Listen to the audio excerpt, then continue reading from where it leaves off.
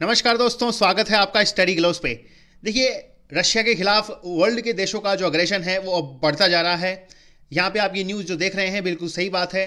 पश्चिमी देशों ने रूस के कुछ बैंकों को अब स्विफ्ट जो एक ग्लोबल पेमेंट सिस्टम है उससे बाहर करने में अपना जो रास्ता है साफ कर लिया है और अब रशिया के जो बैंक हैं वो स्विफ्ट से बाहर कर दिए गए हैं।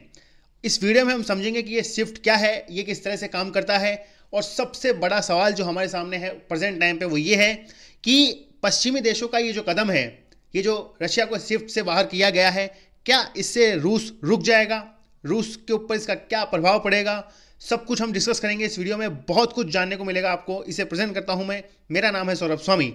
यदि आपको इस लेक्चर की पीडीएफ चाहिए तो आप यहाँ पे @सौरभ स्वामी 26 सर्च करके टेलीग्राम पे इस टेलीग्राम चैनल को ज्वाइन कर सकते हैं।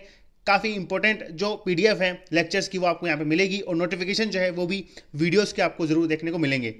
एक काफ़ी इंपॉर्टेंट बात मैं ये भी बताना चाहूँगा कि स्टडी ग्लोव्स के मोबाइल एप्लीकेशन पर यूपीएससी पर्सपेक्टिव से काफ़ी इंपॉर्टेंट कोर्सेज अवेलेबल हैं।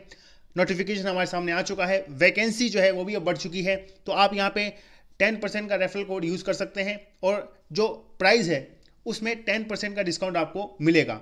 शिवरात्रि के ऊपर जो एनसीईआरटी का कमांड कोर्स है उसके ऊपर भी ऑफर चल रहा है, तो वो भी आप देख सकते हैं। इसलिए स्टडी ग्लोव्स का मोबाइल एप्लीकेशन जरूर डाउनलोड कीजिए और यदि आपको ये वीडियो अच्छा लगे तो इसे लाइक करें, शेयर करें और सब्सक्राइब कीजिए। काफ़ी इंपॉर्टेंट क्वेश्चन पूछना चाहूँगा मैं आपसे उससे पहले, स्विफ्ट जो है उसे कब स्थापित किया गया था? ऑप्शन आपके सामने है 1990, 1978, 1975 या फिर 1973। इसका सही उत्तर आप बिना गूगल किए कमेंट बॉक्स में लिखेंगे। वास्तव में बहुत ही शानदार बात होगी और इसका राइट आंसर आपको वीडियो में जरूर मिलेगा। यह आर्टिकल पब्लिश हुआ है recently, US allies to remove Russian banks from global payment system SWIFT. ये एक तरह से काफ़ी इंपॉर्टेंट बात मान सकते हैं आप वेस्टर्न कंट्रीज के लिए, क्योंकि इसको ब्रह्मास्त्र माना जा रहा था। कई बार तो इसे न्यूक्लियर वेपन भी बोला जा रहा है, मतलब फाइनेंशियल न्यूक्लियर बॉम्ब इसे कहा जा रहा है जो रशिया के ऊपर अब फूटने वाला है। इस तरह से आर्टिकल पेश हुए हैं। अब ये जो न्यूक्लियर बॉम्ब है इसका इफेक्ट क्या रशिया पे होगा या नहीं होगा? तो न्यूज़ जो आई है हमारे सामने वो ये आई है कि जर्मनी और उसके कुछ अलायंस जो वेस्टर्न कंट्रीज हैं उन्होंने रूस को इस वैश्विक भुगतान प्रणाली से बाहर करने का फैसला किया है और जर्मन सरकार के एक प्रवक्ता ने शनिवार को यूक्रेन पर रूस के आक्रमण को रोकने के उद्देश्य से ये जो तीसरा सैंक्शन पैकेज है उसकी घोषणा करी है। देखिए, संयुक्त राज्य अमेरिका मतलब USA, France, Canada, Italy, Britain और यूरोपीय जो यूनियन है उसके साथ ये जो सैंक्शन है उसमें रूबल का समर्थन करने के लिए रूस की जो केंद्रीय बैंक की जो क्षमता है उसे सीमित करने का जो फैसला है वो भी यहाँ पे शामिल किया गया है। मतलब एक तरह से पूरे वेस्टर्न कंट्रीज जो हैं वो रूबल के खिलाफ अब होने वाले हैं। एक्चुअली में देखिए, स्विफ्ट जो है वो एक ग्लोबल बैंकिंग सिस्टम है। जब 2014 में रशिया ने क्रीमिया को कब्जाया था तब भी ये धमकी दी गई थी कि रशिया को स्विफ्ट से बैन कर दिया जाएगा।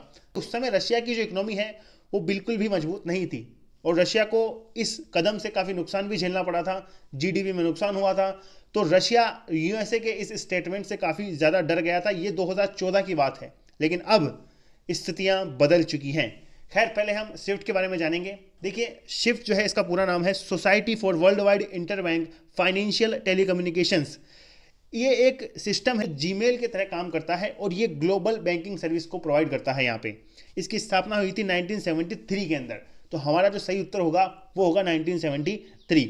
और देखिए, ये जो स्विफ्ट सिस्टम है दरअसल ये टेलेक्स सिस्टम पर जो निर्भरता है उसे खत्म करने के लिए किया गया था। टेलेक्स का इस्तेमाल दरअसल मैसेज को भेजने में किया जाता था और स्विफ्ट जो है 200 से अधिक देशों में 11,000 से अधिक जो फाइनेंशियल इंस्टीट्यूशन हैं और कंपनीज हैं उनके बीच में जो मैसेज हैं इनको सुरक्षित संचार प्रदान करता है। आप जब भी कोई ट्रांजेक्शन करते हैं तो बैंक से डायरेक्ट मैसेज आता है कि इतने रुपए कट चुके हैं, इतने क्रेडिट हो चुके हैं। तो ये सब चीज़ें पॉसिबल हो पाती है स्विफ्ट की वजह से, इसलिए ये काफ़ी एक बेहतरीन ग्लोबल पेमेंट सिस्टम आप मान सकते हैं। इसके हेडक्वार्टर्स आपको मिलेंगे बेल्जियम के अंदर। ये स्विफ्ट जो है वो लेन देन, संदेश में भुगतान, व्यापार और ये जो मनी ट्रांजेक्शन है उसके लिए एक काफ़ी शानदार प्लेटफॉर्म माना जाता है। स्विफ्ट की जो निगरानी है वो दरअसल G10 जो देश है वो करते हैं, जिनमें Belgium, Canada, France, Germany, Italy, Japan, Netherland, UK, US और स्विट्जरलैंड के साथ स्वीडन भी शामिल हैं। मतलब इन देशों के जो सेंट्रल बैंक्स हैं उनके साथ साथ जो यूरोपियन सेंट्रल बैंक है उनके द्वारा इसकी जो निगरानी है वो की जाती है।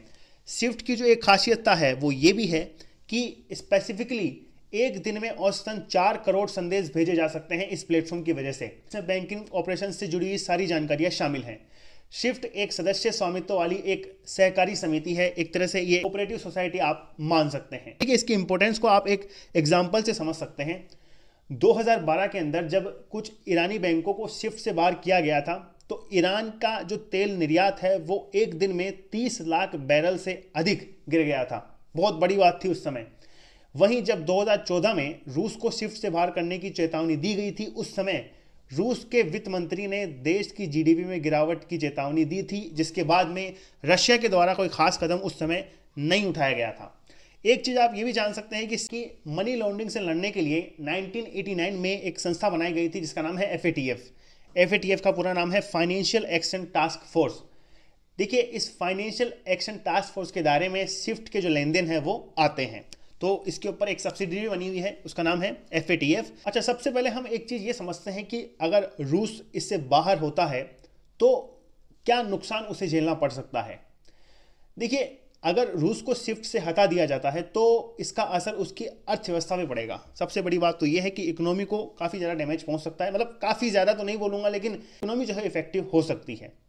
इससे रूस की कंपनियों और जो व्यक्तियों के लिए जो आयात है, उसके लिए जो ट्रांजेक्शन है, जो निर्यात के लिए धन का क्रेडिट है, इनके ऊपर काफ़ी ज़्यादा इफेक्ट पड़ने वाला है।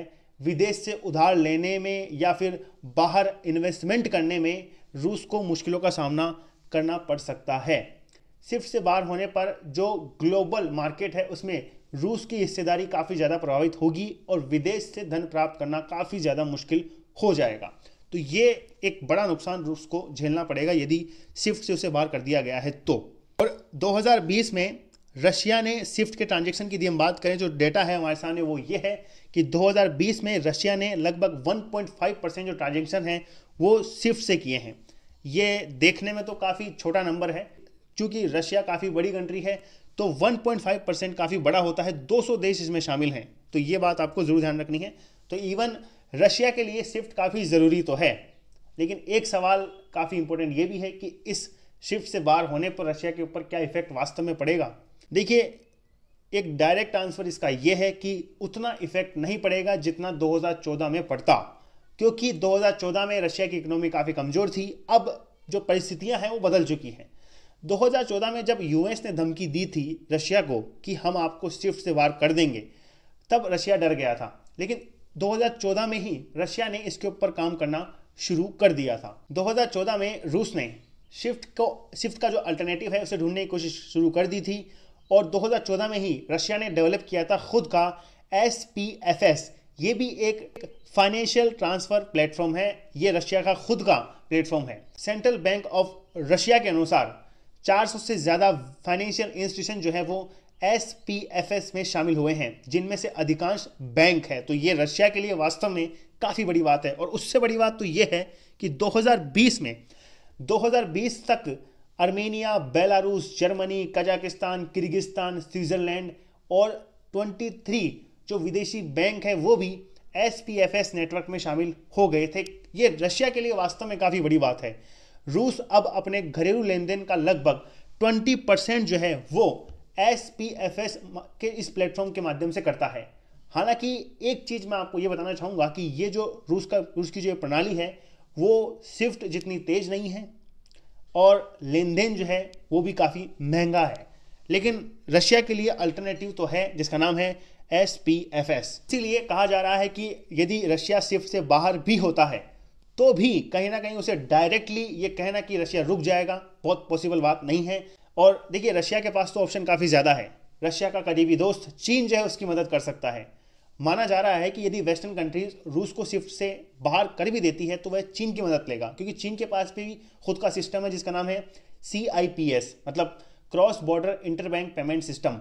शिफ्ट के अल्टरनेटिव के लिए रशिया के पास ये जो CIPS है काफ़ी बढ़िया प्लेटफॉर्म आप मान सकते हैं। यदि शिफ्ट के उपयोग पर प्रतिबंध लगा भी दिया जाता है तो रूस चीन के इस CIPS माध्यम से अपना जो ट्रांजेक्शन है उसका जो मार्ग है वो चुन सकता है। तो ये सब चीज़ें हमारे सामने आती है। आपकी राय जो है वो कमेंट बॉक्स में ज़रूर लिखें, उसे जानना बहुत ज़रूरी है। ये था इस वीडियो में। आई होप आपको कुछ नया जानने को मिला होगा। इसी तरह के इंपॉर्टेंट और इन्फॉर्मेटिव वीडियोज़ के साथ हम मिलते रहेंगे। धन्यवाद।